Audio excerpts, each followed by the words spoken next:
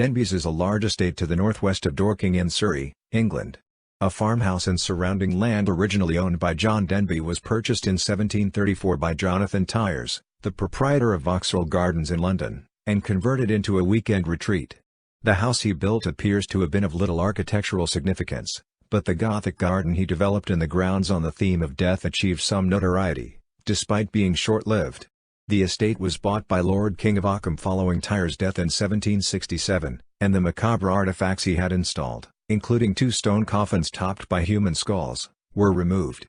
Joseph Denison, a wealthy banker, purchased the estate in about 1787, and it remained in the Denison family until 1849, when it passed to Thomas Cubitt, a master builder. At the time, Cubitt was working on Osborne House for Queen Victoria and Prince Albert, and the mansion he designed to replace the old one was a more modest version of Osborne. It was still a substantial building though, in the Italianate style, with almost 100 rooms on 3 stories. The payment of death duties and the difficulty of maintaining a large estate during the Second World War forced the Cubitt family to begin selling packets of land. Cubitt's mansion was abandoned until its demolition in 1953, by which time the family was living in a Regency-style house converted from the housing that had been provided for the garden and stable staff in more affluent times.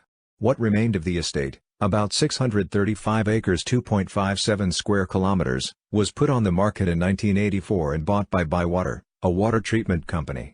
2 years later the company chairman Adrian White established Denbies Wine Estate, using 268 acres (1.08 square kilometers) on a south-facing piece of land to plant vines.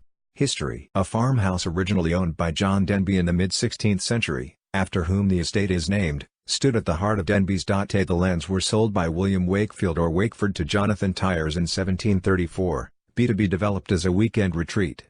Tyers was the owner of London's Vauxhall Gardens, known at the time as New Spring Gardens, and was responsible for developing that venue into a fashionable place of evening entertainment. A simple 2-story house in the Georgian style was built by converting some of the old farm buildings. Set on top of a hillside about 2 miles (3.2 kilometers) northwest of Dorking, the house had views of the Surrey landscape and backed onto Renmore Common. Tyers installed a well beside the house. A note in the Gentleman's Magazine of 1781 gives the well's measurements, recorded on October 4, 1764, as being 6 feet (1.8 meters) in diameter and reaching a depth of 438 feet (134 meters). On that day it contained water to a depth of 22 feet (6.7 meters) supplied from a spring. The front of the house had a pediment in the central wing decorated with a coat of arms. The rooms were not large but were conveniently situated. According to historian Brian Allen, the house was not architecturally significant and scant information is available about it. The garden established by Tyers, however, gained notoriety. The Valley of the Shadow of Death. In contrast to the cheerful, brightly lit atmosphere of Vauxhall, the garden Tyers developed at Denbies was of a more Gothic nature. Its theme was memento mori or reminders of death, and the development was given the name of the Valley of the Shadow of Death. Tyers continued to live in his house in the grounds of Vauxhall after purchasing Denbies, visiting the latter only on Sundays, which has been suggested may go some way towards explaining the garden's gloomy nature. David Cook and Alan Borg, authors of Vauxhall Gardens: A History 2012, have alternatively suggested that the mood of the garden may have been symptomatic of some sort of psychological imbalance within Tyers, perhaps even a form of bipolar disorder. The garden's main feature was a wooded area of about 8 acres (3.2 hectares), Il Penseroso, sea, which was crisscrossed by a labyrinthine network of paths leading down to a small tributary of the River Mole. Just outside the entrance to the wood was a small hermitage known as the Temple of Death. It had a thatched roof and internal enclosures formed by fake stonework panels, each covered in verses reminding the reader of the vanity, the shortness and insufficiency of human pleasures. To the right-hand side of the temple entrance, hidden out of sight, was a clock that chimed every minute, which in the words of William Boyer, was admonishing us that time is fleeting, and even the least portion of it to be employed in reflections on eternity. It was faced on the opposite side by a large white raven with a label in its mouth conveying the same message. Chained to a sloping desk in the center of the temple was a copy of Edward Young's poem Night Thoughts and Robert Blair's The Grave, bound in black leather. At the end of the temple farthest from the door was a substantial monument to Robert Petteret, a renowned 18th-century horticulturist. Executed in stucco and probably crafted by Roubiliac, it depicted an angel blowing the last trump, causing a stone pyramid to crumble and revealing the corpse within to be rising from the dead. Visitors were met at the entrance to the wood by the Latin inscription Proculest, Profani, which translates as "Away all you who are unhallowed," A quotation from the 6th book of Virgil's Aeneid. The iron entrance gate was mounted between two upended stone coffins supporting the portico, each one topped by a human skull, one male one female. Each coffin was inscribed with a poem, addressed to the male and female visitor respectively. One proclaimed that men, at their best state, are altogether vanity, while the other reminded women that beauty is vain. The author of the poems is unknown, but may have been Soame Jenyns, although topographer Edward Brayley was not entirely convinced this was correct. A large alcove close by in the garden, entered through a portal of grey Sussex marble, formed an amphitheatre that contained an effigy representing Truth crushing a mask, again probably the work of Rabelais. It drew the visitor's attention towards two life-sized pictures by Francis Hayman, depicting a Christian and an unbeliever as they died, set into compartments in the wall. Following Tyre's death in 1767, the estate was sold to Lord King of Ockham. The macabre artifacts were removed and the grounds extensively altered. Subsequent history. Soon after Lord King's death, in 1781, his son sold the estate to James White. It remained in White's ownership for 6 years until around 1787, when it was purchased by Joseph Denison, a wealthy banker. Denison family ownership. Denison was brought up in West Yorkshire. His parents were of low rank and had little means, and it is unclear how he made his fortune. It seems that he moved to London, where he fell in with the Haywood family of bankers, later becoming a partner in their company. Richard Dickerman Taylor described the immense wealth Denison accumulated as being gained through unabated industry and the most rigid frugality. 5 years after purchasing Denbies, the Seamere estate, near Scarborough, Yorkshire, was added to his portfolio after he acquired it from the Duke of Leeds. Denison had a son, William Joseph, and 2 daughters, Elizabeth and Anna Maria, with his second wife. By the time of the Regency era the family were the personification of prosperity and social status. Denison Sr. died in 1806 and the estate and all other properties were inherited by his son, who added to the acreage of the estate by purchasing additional land from the Earl of Verulam and the Duke of Norfolk. A new driveway was installed, entering from the direction of Mickleham via some woodland, replacing the steep roadway that came from Dorking. Writing in 1830, topographer Thomas Allen described the expansive well-designed gardens as being under the direction of a scientific and experienced horticulturist.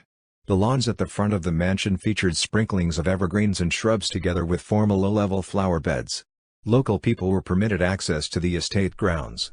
Like his father, Denison Jr. was a banker and became a senior partner in his father's banking company, Denison, Haywood, and Kennard, of Lombard Street, London. He continued to add to the wealth inherited from his father, and when he died a bachelor on August 2, 1849 he was probably one of the 10 richest British businessmen of his era. He left his fortune, estimated at £2.3 million, to his nephew Albert, on condition that he changed his surname from Cunningham to Denison. Albert was elevated to Baron Lonsborough on March 4, 1850, and later that year he sold the 3,900-acre 16 square kilometers estate at Denbies to the master builder, Thomas Cubitt. Cubitt family ownership. Cubitt was originally a carpenter and, like Denison Sr., had acquired his wealth through his own business acumen, building up a successful company and business empire. At the time he purchased Denbies, Cubitt was nearing completion of the work on Osborne House for Queen Victoria and Prince Albert on the Isle of Wight. Cubitt wanted a mansion of his own to emulate that of the neighbouring Georgian country house of Deepdene owned by the affluent Hope family of bankers and at the time in the possession of Henry Thomas Hope, a patron of the arts. For the practical purpose of continuing to reside in the existing house while building took place, the new mansion was constructed on a site slightly to the southwest of its predecessor, which was demolished once the new mansion was completed in 1854. Cubitt's new mansion. Constructed to Cubitt's own designs, the new mansion had a very similar style to that of Osborne House. Cubitt's attention to detail was such that he even manufactured his own bricks at a brickworks he set up for the purpose, using lime extracted from the chalk quarries on the eastern edge of the estate. Almost 100 rooms made up the Italianate structure's 3 stories, stretching across 9 bays in a square formation. Cubitt contrived his own form of soundproofing by concealing seashells between levels. The flat roof was edged with a parapet embellished with balustrades, and a matching decoration was incorporated round the first floor, both made from Portland stone. Gibbs surrounds were used on the windows on the ground floor whereas triangular pediments featured on the windows included on the 3 central canted bays of the first floor. Segmented pediments adorned all the remaining windows. The water supply was provided by the well installed by Tyres, which was close to the southeast corner of the new mansion, via a corridor that spanned the entire outside of the mansion. The entrance had an attached porte-cochere enabling visitors to gain undercover access to the outer hall directly from their transport. Interior. Internally, the ground floor of the west wing housed the dining room, service areas and led through to the kitchen and bakehouse. The service area was fitted with a mezzanine floor to provide sleeping facilities for male servants. The sleeping quarters for female servants were on the top floor of the mansion to keep the two sexes a good distance away from each other. On the same level, the east wing had a study with anteroom set in the northwest corner, a boudoir, 2 drawing rooms and a billiard room. An expansive library, divided into sections by pillars, was between the boudoir and study, beside the large bay window. The first floor, accessed via the main staircase positioned within the entrance hall, had all the family bedrooms, and featured balconies. Hip baths were carried to the bedrooms each evening as no bathrooms were incorporated. Cubitt had furniture workshops in London where the majority of the mansion's furnishings and fittings were crafted from mahogany. Nurseries were on the top floor beside the female servant accommodation. Around 30 rooms made up the basement, among them a smoking room where editions of Punch and the Illustrated London News were supplied as reading material. The remaining rooms on the basement level were workshops, wine cellars and individual parlours for the butler, housekeeper and other principal servants, together with general storerooms. Grounds. Adjoining the mansion, access through a conservatory so there was no need to go outside in inclement weather. An expansive collection of glass houses and conservatories stretched for 1,230 feet 370 meters. These were maintained by 13 staff under the jurisdiction of a head gardener. The kitchen garden occupied about 2 acres (0.81 hectares). Prince Albert visited the estate in July 1851, and planted 2 trees in front of the terrace to commemorate his visit. There was speculation that the mansion was to be used as a residence for Prince Albert's eldest son, and newspapers carried reports that the commemorative trees were possibly intended to grow up side by side with England's future monarch. Cubitt strongly denied the suggestion, and on April 14, 1855 he had a rejection of the rumour included in the builder. The grounds had been well maintained by the denizens, but Cubitt further enhanced and overhauled them. Large plantations of hardwoods and conifers were added, and general improvements and development of the estate and farm were undertaken. Specimens of rare plants and shrubs were added, sourced through William Hooker, the director of Kew Gardens, who was a friend of Cubitt's. William Nesfield was commissioned to design the gardens. Access routes to the estate were also added to and enhanced. There were 3 driveways giving approaches from the North Downs, Dorking and from the railway at the west. Cubitt was responsible for building a siding on the north side of Dorking Town Railway Station, which was initially used for trains delivering building materials required for the mansion's construction.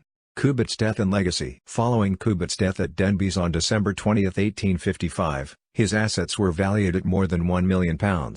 The estate passed to Cubitt's eldest son, George, who continued the development and expansion of the property and local area. George had lived at Denbies since his father purchased it, and it remained his main residence until 1905 after the death of his wife, Laura, whom he had married in June 1853. He was a politician, first elected as a Member of Parliament in 1860, and was elevated to a peerage in 1892, becoming the first Lord Ashcombe. The couple had 8 children, 3 sons and 5 daughters. 2 of the boys died as babies. Only the youngest son, Henry, survived to inherit the estate after his father's death.